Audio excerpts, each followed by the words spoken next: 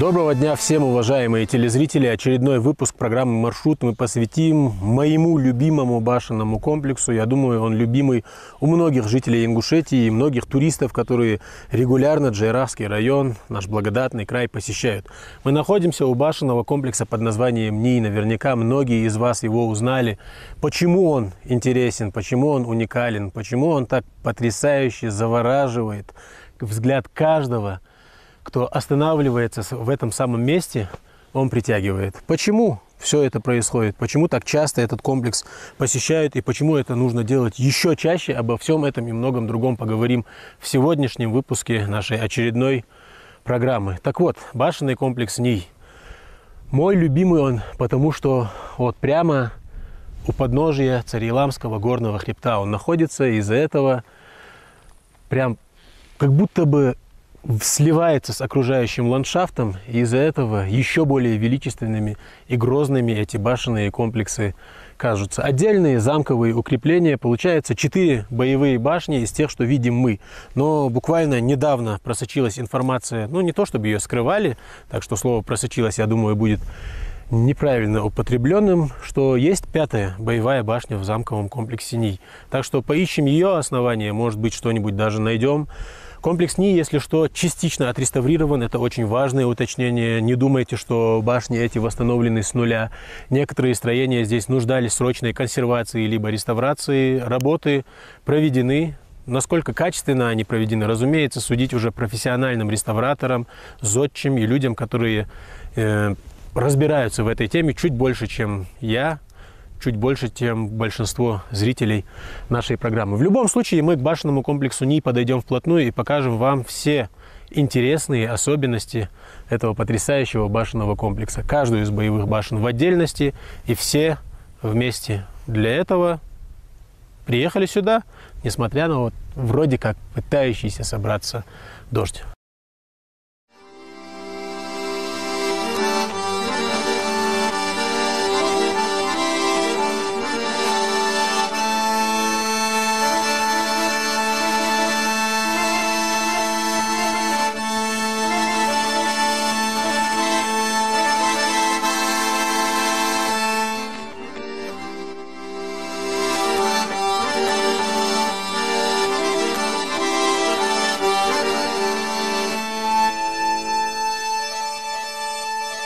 Для контраста, чтобы вы поняли, насколько разнятся восстановленные башни от тех, которые реставрации не подвергались. Посмотрите, вот, насколько я понимаю, еще одно строение, которое пока что реставрации здесь не подвергалось. И по сравнению с аналогичными другими постройками башенного комплекса НИИ, посмотрите, как они сильно друг от друга отличаются. На небольшой возвышенности расположен башенный комплекс НИИ, так что не обращайте внимания, если даже я после 10-15 шагов повествования, попутного подъема стану уже запыхаться и дыхание начнет меня регулярно покидать. Так вот, башенный комплекс НИИ. Посмотрите, мы должны чуть-чуть вот этот небольшой ручеек, насколько я понимаю, стекающий с Цариеламского хребта, пересечь. И остатки стройматериалов там все еще есть. Насколько я знаю, реставрационные работы еще не в полной мере здесь завершены. И из того, что известно мне, по крайней мере, то, что заявляли изначально, там в проектно-сметной документации, я в эти дела не вникал обстоятельно. Но по факту 4 боевые башни, около 13 жилых строений и 1 полубоевая каменная красавица. К ней мы точно подойдем вплотную, потому что на ней внимание нужно акцентировать. Почему? Потому что мы регулярно, по крайней мере с тех времен, что я работаю в горах Ингушетии, с 2017-2016 годов, именно эту полубоевую башню мы регулярно снимали и показывали, насколько она в плачевном состоянии находится. И насколько же радуется глаз сегодня, когда видим, что они восстановлены. Так вот, конечно, после проведения этих восстановительных работ сразу же в глаза бросается то, что башни эти восстановлены. Извините за тавтологию, но суть, я думаю, вы все прекрасно понимаете. И даже несмотря на то, что башенный комплекс НИИ в черте Джейравского района Горной Ингушетии, где около 1500 башен насчитывается, был одним из самых хорошо сохранившихся, тем не менее в работах срочных, противоаварийных, восстановительных он нуждался. Почему? Потому что у самого основания у всех 4 боевых башен были пробоины, наверное, как их назвать правильнее, уже не знаю, на профессиональном реставрационном жаргоне. Они были. Архивные кадры, если найдем, обязательно вам покажем, и затем уже вы сами сможете сравнить, сравнительный анализ провести, и насколько они контрастируют между собой, восстановленные и не восстановленные. Затянулось повествование, пойдем дальше. Хочется уже на башне вплотную посмотреть вблизи.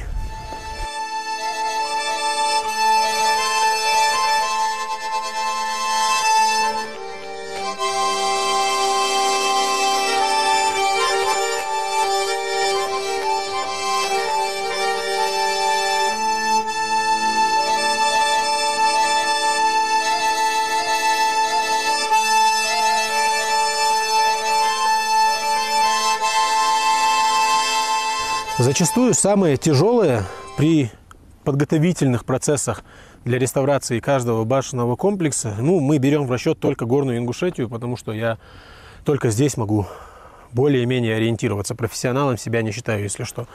Строительные-реставрационные компании, которые приезжают сюда, им очень важно, чтобы была налажена именно логистика.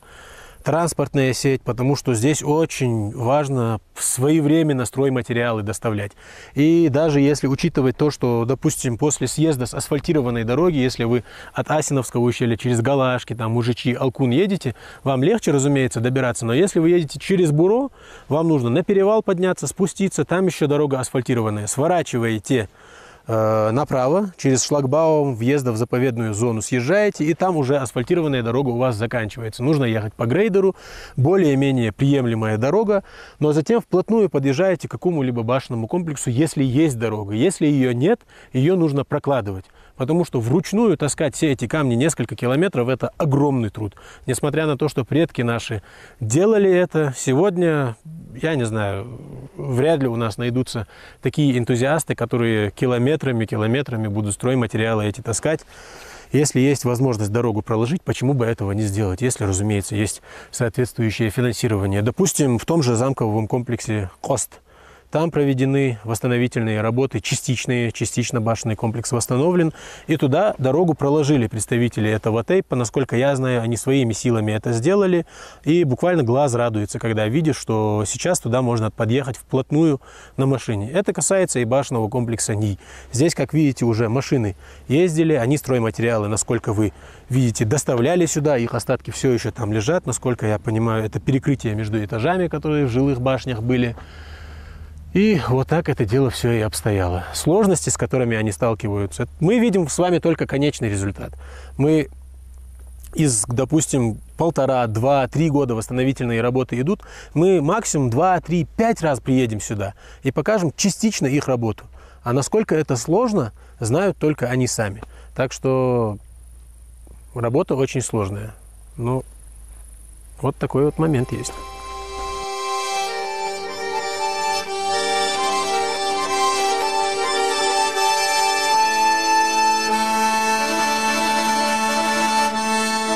Так, первая боевая башня башенного комплекса НИИ. Как вы помните, наверное, с самого начала нашей программы я вам это говорил. Здесь 4 боевые башни, 5-ю еще не нашли, но мы не так усердно искали, справедливости ради. Если с обратной стороны, вон достроенное строение, видите, наверное, угол его. Это, насколько я понимаю, примыкающее строение, примыкающая жилая башня к этой боевой. Это был отдельный, получается, замок. И вход, разумеется, как и во всех классических боевых башнях ингушей, кроме башен двух соперниц, расположен всегда был именно на уровне 2-го этажа, чтобы исключить возможность тарана. И здесь, как вы видите, тоже частично, если вы замечаете, чуть-чуть отличается заделанная в самом центре вот эта стена. Скорее всего, это и было место, где пробоина в свое время зияла, буквально до позапрошлого года, или когда они ее ввели в строй обратно, уже не скажу. Каменные навесные балкончики, машикули или машикули, кто куда делает ударение, это уже личный выбор каждого. А как будет правильно, уж точно не знаю, потому что в разных словарях приводятся разные данные. Пирамидально-ступенчатая крыша, как раз-таки расцвет архитектурного мастерства ингушей. На башне именно с такой крышей и приходится. До этого башни были с плоской крышей, с зубчатым завершением. Они считаются традиционно более архаичными. И венчающий крупный белый конусовидный камень, зоглхер называется на ингушском, без него, без его водружения башня считалась неполноценной. И за его установку мастер, который башни строил, а это была очень такая важная, ну, кастой назвать сложно будет, важная категория граждан среди галгаев, ингушей. За его установку бралась отдельная плата, насколько я помню, в размере одного быка. И башня, вы наверняка этот факт знаете, потому что каждый человек, который хотя бы раз в жизни об ингушах, о стране башен Галгайчи слышал, знает, что башня должна была быть возведена ровно за один календарный год, с момента закладки первого камня и до вон того последнего. В срок этот, если не укладываетесь, башню оставляете недостроенной, либо вообще сносите. Для чего это делалось? Для того, чтобы порядок соблюдался. Несоблюдение этого порядка неизбежно ведет к хаосу, а хаос наши предки категорически не приветствовали. Привет сегодняшним подрядчикам, которые вовремя не сдают свои объекты.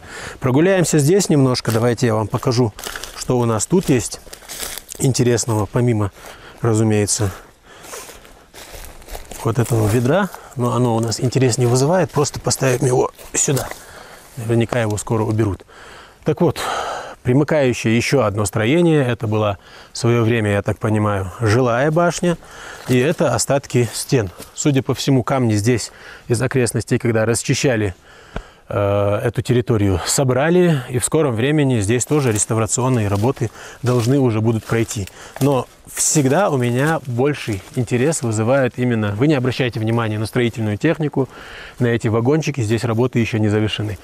Вот эти арочные камни. Арочным камням всегда уделялось у ингушей огромное внимание. Именно на арочных камнях, над ними, на угловых камнях всегда делались петроглифы, как защита от сглаза, от злых духов там, и так далее. Потому что ингуши и в те времена, ну и чего уж греха таить, и сегодня очень и очень суеверные. И камни эти арочные, они тоже были разнотипными, потому что были арочные камни, которые делались из одного сплошного цельного камня. Были арочные камни, как, например, здесь, которые, я так понимаю, ну, штук 7-8 камней бы здесь, наверное, ушло. Были те, которые вот два камня, между ними просто грубо отесанный кусочек еще одного камня кладется, и это эстетически смотрелось очень даже хорошо и красиво. И отсюда, я вот сейчас повествование свое закончу, оператор, я так понимаю, потому что он лучше кадры видит, станет здесь и покажет вам, насколько потрясающе видно эти две боевые каменные красавицы. Открывается с этой обзорной точки, и оттуда уже поговорим о них дальше.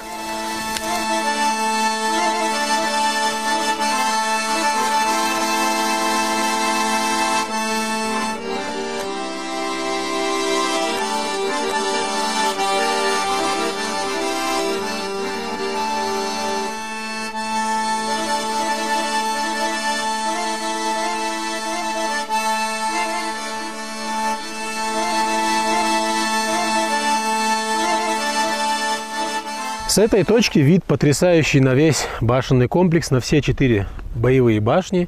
И, собственно говоря, ради чего мы и поднялись сюда наверх. Полубоевая каменная красавица. Комплекс Аней. 4-этажная, насколько вы можете видеть. И до недавнего времени она была в очень плачевном, удручающем состоянии. Сейчас, как вы видите, она восстановлена.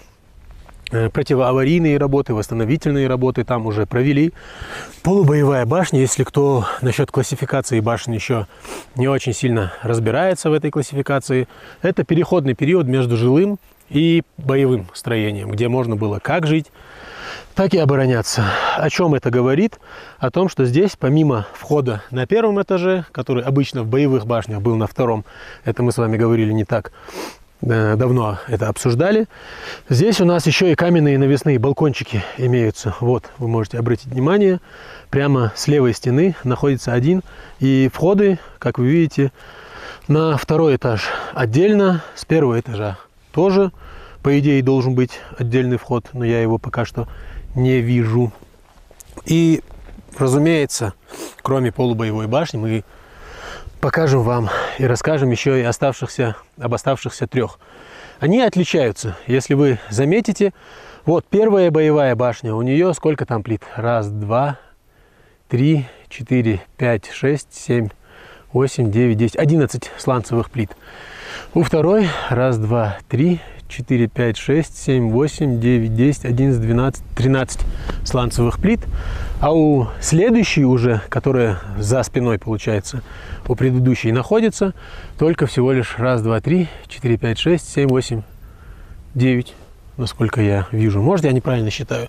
Потому что иногда, когда приезжаешь в Горную Ингушетию, пытаешься сфокусироваться на чем-то одном, и у тебя глаз постоянно цепляется за что-то другое. А здесь есть за что глазу зацепиться.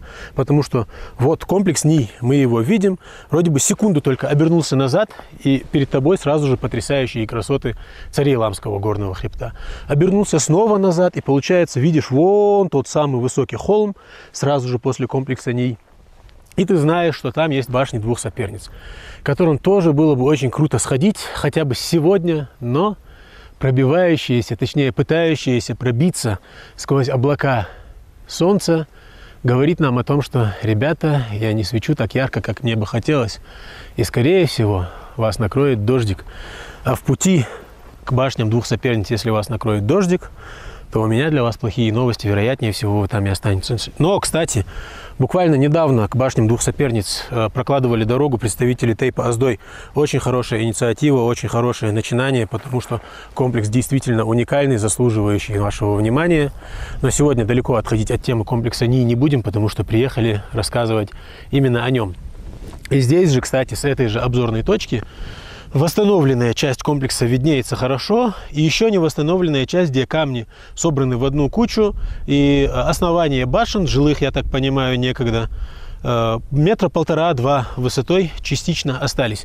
И предки наши, вы это из предыдущих выпусков наших программ знаете наверняка, и из ваших посещений Горной Ингушетии наверняка подметили себе этот факт, что в зависимости от окружающего рельефа, в зависимости от ландшафта, предки наши либо углублялись в какой-нибудь горный склон, если не было возможности его снести начисто, потому что это была дополнительная возможность для того, чтобы, возможно, сэкономить стройматериал, а возможно для того, чтобы не рушить то, что уже есть. Если холм, склон горы, условно говоря, может стать одной стеной, и вы сможете достроить всего лишь 3, почему бы это не сделать?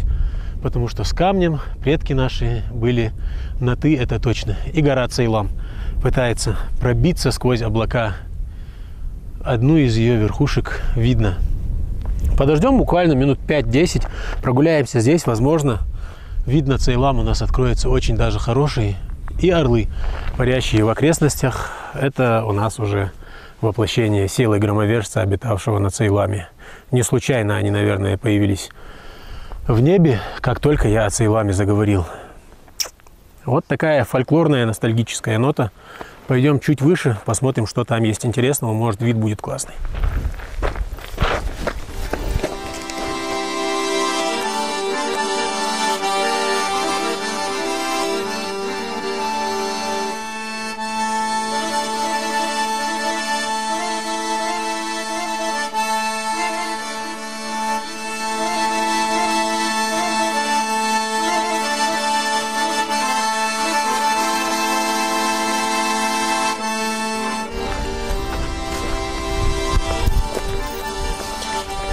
На этом наше повествование о башенном комплексе Ний на сегодня, по крайней мере, можно считать завершенным. Мне очень хочется, чтобы вы эти башенные комплексы, независимо от того, к какому тейпу вы относитесь, любили как свои родные, потому что в любом случае нам их нужно беречь. Как наши предки с любовью их строили, с такой же любовью нам нужно стараться их сохранить. Приумножить уже, разумеется, это глупо будет звучать, но в любом случае сохранить их до наших потомков необходимо. Спасибо за то, что были до конца. Любите свои горы, любите свои башни и цените свою историю и культуру. Алик Хелш.